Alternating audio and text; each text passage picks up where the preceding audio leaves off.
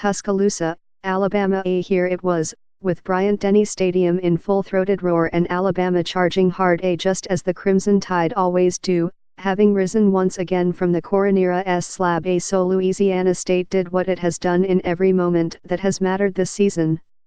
It put the ball in the hands of Joe Burrow, the quarterback with spindly legs, a baby face and, once again, a cold heart.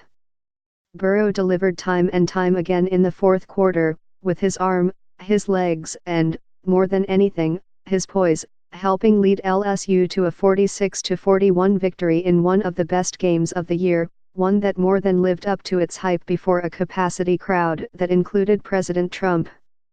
Trump, in fact, may have been the only person in the stadium who did not stay to witness Burrow and the determined play of running back Clyde Edwards-Helaire, who busted through Alabama tackles on both of his fourth-quarter touchdown runs that held the Crimson Tide at bay.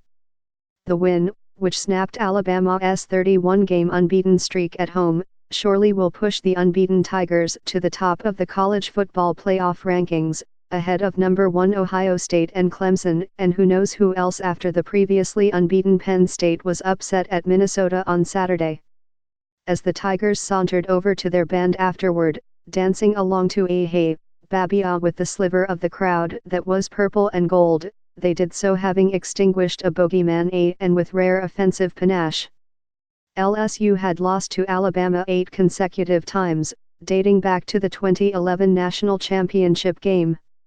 And after the Tigers had watched their offense so often be ground to a pulp by the Alabama defense, they eviscerated the Tide this time, rolling up 559 yards and scoring more points than they had in their last 5 losses to Alabama.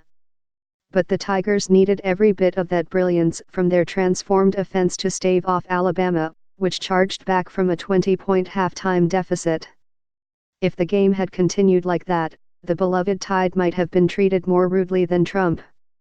After being booed heartily at a World Series game in Washington and then again at a mixed martial arts event in Manhattan in the last 2 weeks, Trump found a more hospitable crowd on Saturday. He was greeted with an enthusiastic ovation when he was shown with his wife on a video board during a timeout in the first quarter. He smiled and waved to the crowd. Alabama has exerted a magnetic pull on Trump.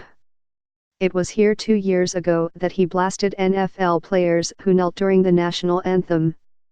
And in September, when his weather forecasting skills were widely ridiculed for indicating that Hurricane Dorian could hit Alabama, Trump displayed a forecasting map that drew more ridicule because it was altered with a marking pen. His presence on Saturday meant handling a massive crowd, with security befitting a Super Bowl. Fans traveling from Birmingham and elsewhere were advised to arrive early, and the gates were opened more than 3 hours before kickoff to ensure fans had enough time to get into the stadium.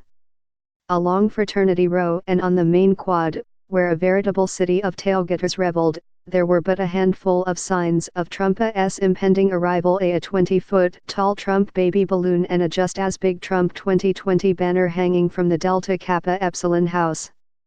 And the disruptive behavior that Alabama students were warned against earlier in the week at the risk of losing their football seats, a threat that was later walked back, never materialized. Instead, the stakes of the game and the tension that it carried down the stretch largely relegated Trump's presence to a footnote. Instead, it was Burrow, the senior transfer from Ohio State, who carried the day.